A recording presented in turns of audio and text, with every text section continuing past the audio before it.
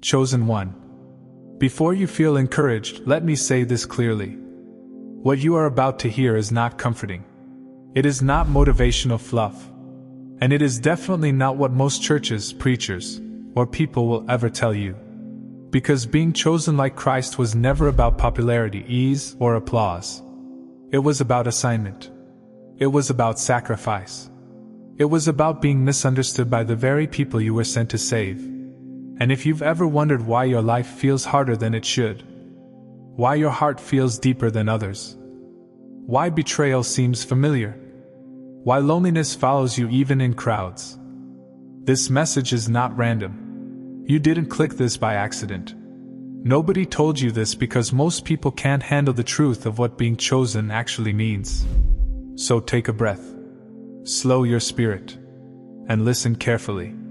Because if you are chosen like Christ, your life was never meant to look normal. Let's start with something people forget. Jesus was chosen by God before he ever performed a miracle, before the crowds, before the healings, before the fame. At the Jordan River, heaven opened and God said, "This is my beloved Son, in whom I am well pleased." But what happened immediately after?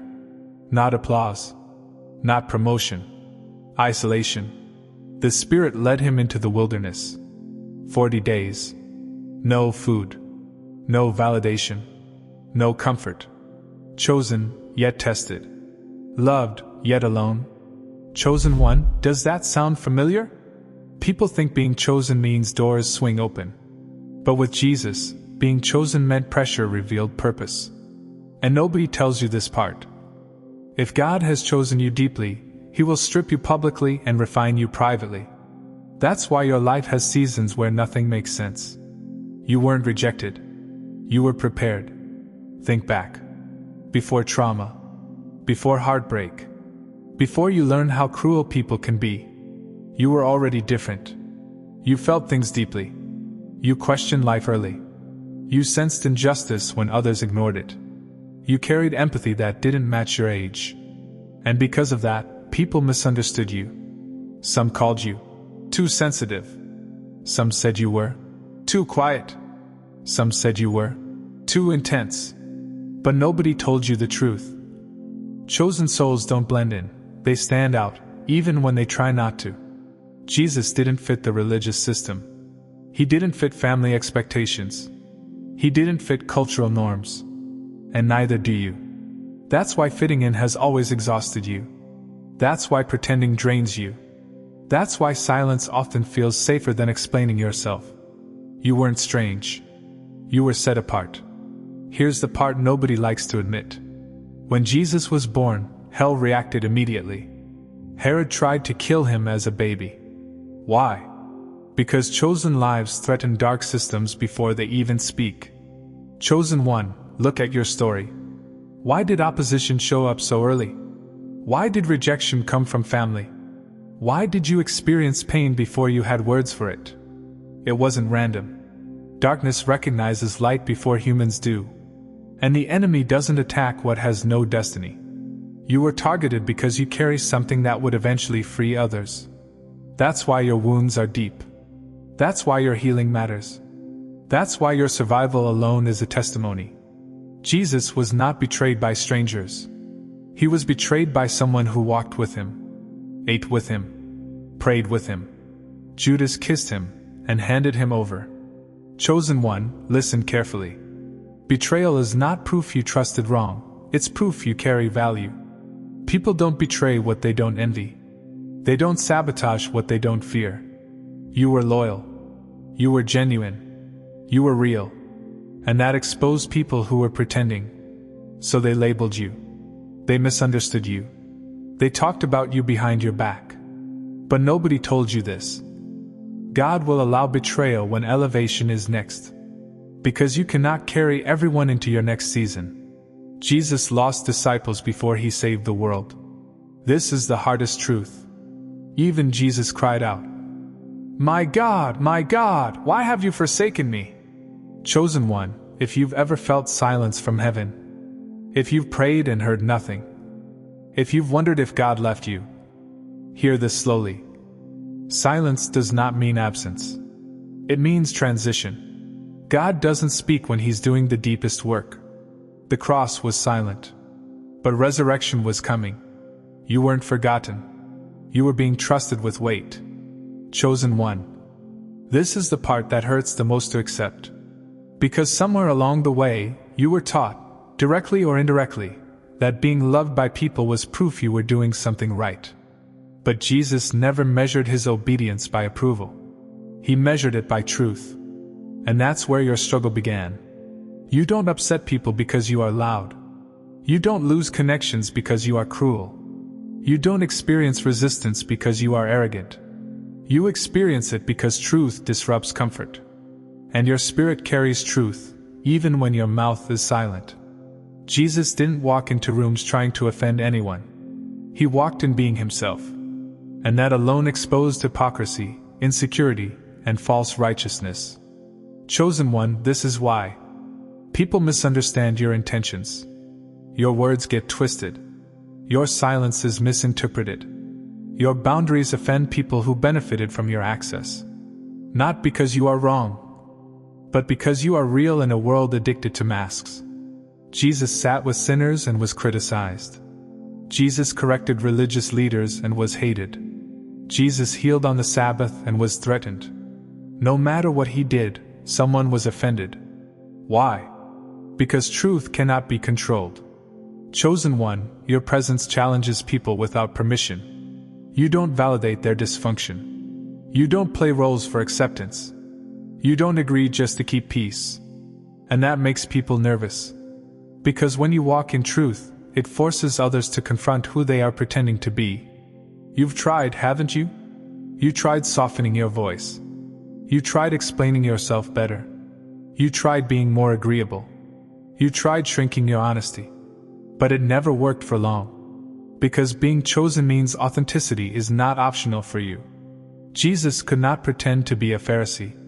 He could not blend into religion without confronting it.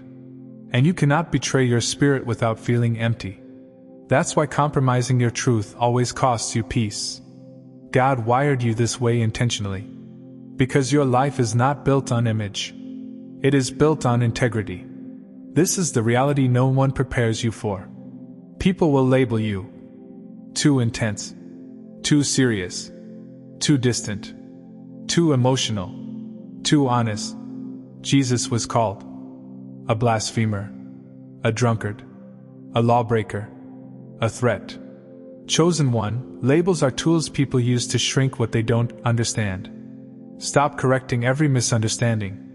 Jesus didn't defend Himself to everyone. Some accusations don't require explanation, only endurance. Here's something powerful. People either feel safe with you or exposed by you. There is no middle ground. Those who are ready for healing are drawn to you.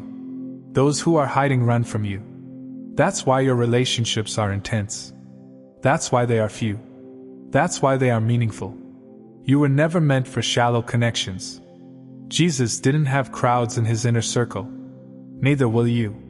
Chosen one, hear this clearly. You were not sent to be digestible. You were sent to be transformative. Sugar-coated truth heals nothing. Jesus spoke with grace, but He never diluted truth to preserve comfort.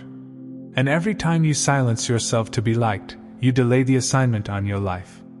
You don't need to shock people. You don't need to confront everyone.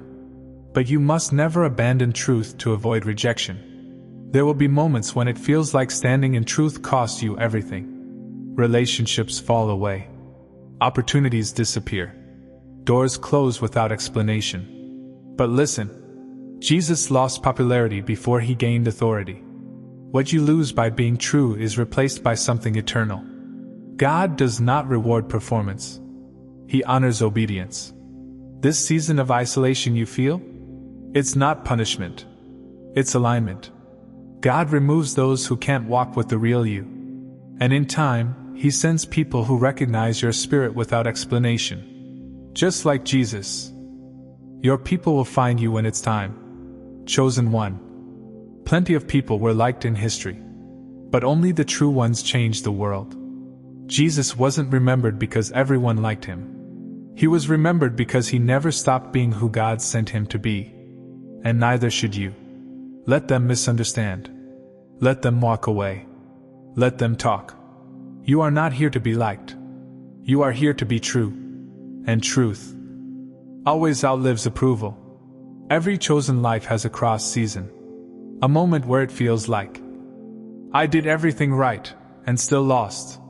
Relationships, opportunities, dreams. But listen, the cross was not the end. It was the exchange point. What looked like loss was authority being transferred. Chosen one, something had to die so something greater could rise. Resurrection doesn't mean life gets easier. It means you get clearer. You stop begging. You stop chasing. You stop explaining. You move with peace. You speak with authority. You love without fear. And just like Jesus, not everyone will recognize you after resurrection, but those who do will be healed by your presence. Chosen one. This is the part you never saw coming. You thought your pain was something to survive.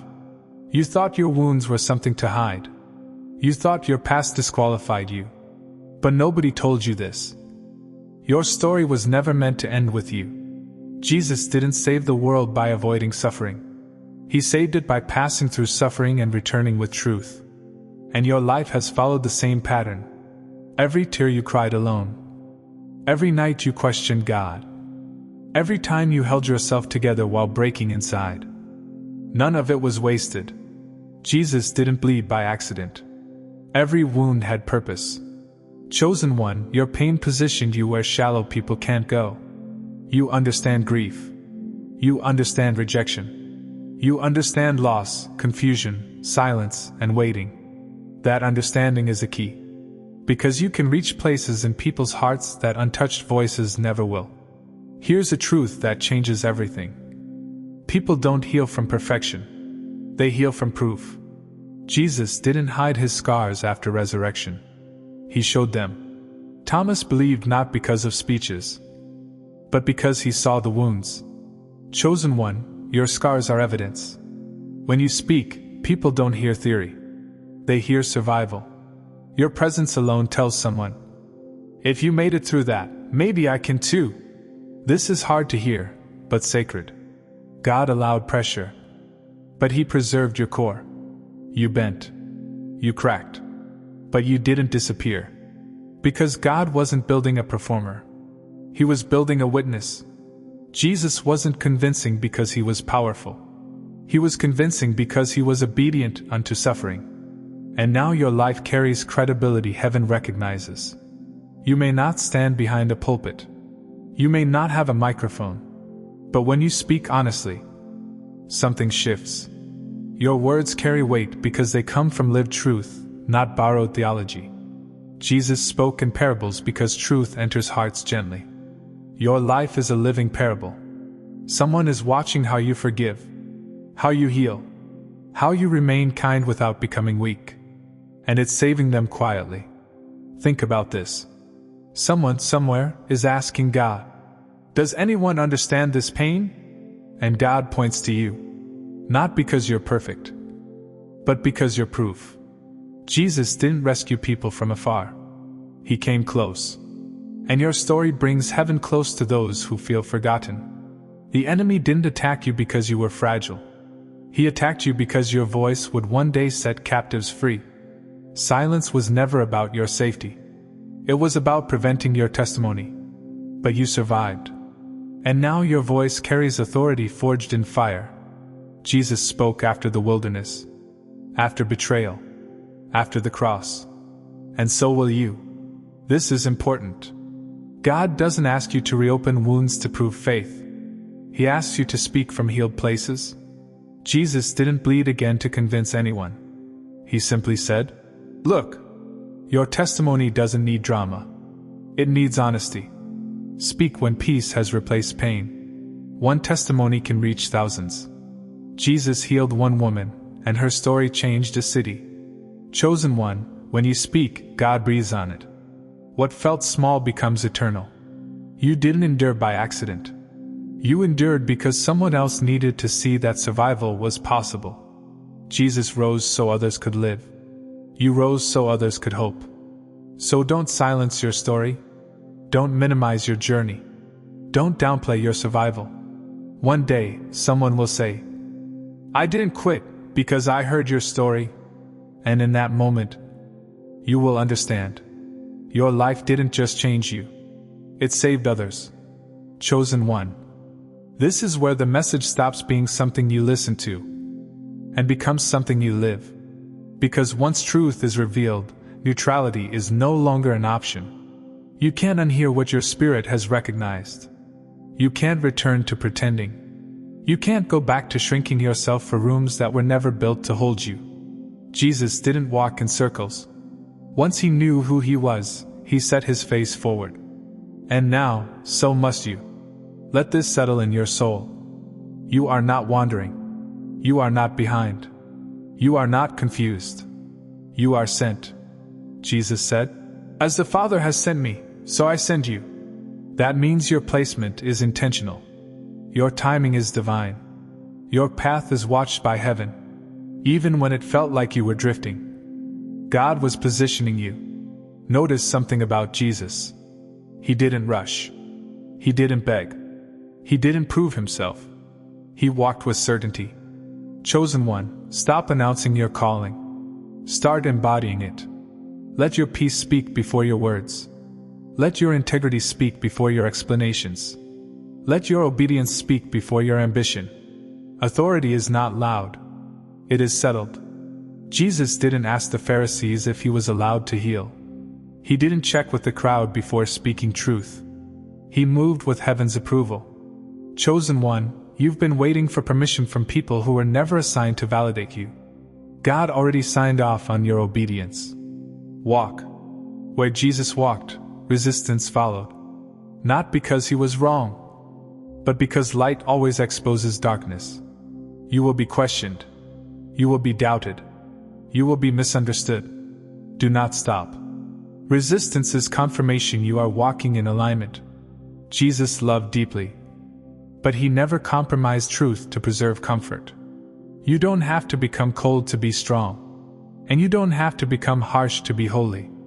Walk in compassion. Stand in truth. Hold both. That balance is rare, and it's part of your assignment. Jesus released people without bitterness. Some followed for miracles. Some followed for bread. Few followed for truth. Chosen one, stop dragging people into seasons they were never meant to enter. Release them in peace. What is sent from God will recognize you. People are watching, even when they don't speak. Your endurance is teaching them. Your obedience is guiding them. Your healing is giving them permission to heal. Jesus didn't just say, "Follow me." He walked first. And now, so do you. Chosen one. Walk when it's quiet. Walk when it's uncomfortable. Walk when no one applauds. Walk when doubt whispers. Walk when memories try to pull you back. Walk when fear tries to slow you. Because you are not walking alone. The same Spirit that raised Christ from the grave walks with you. You were sent with purpose. Marked with truth. Carrying light. So lift your head. Steady your steps. And walk like the one who was sent. Heaven is watching. History is waiting. And your obedience matters more than you know.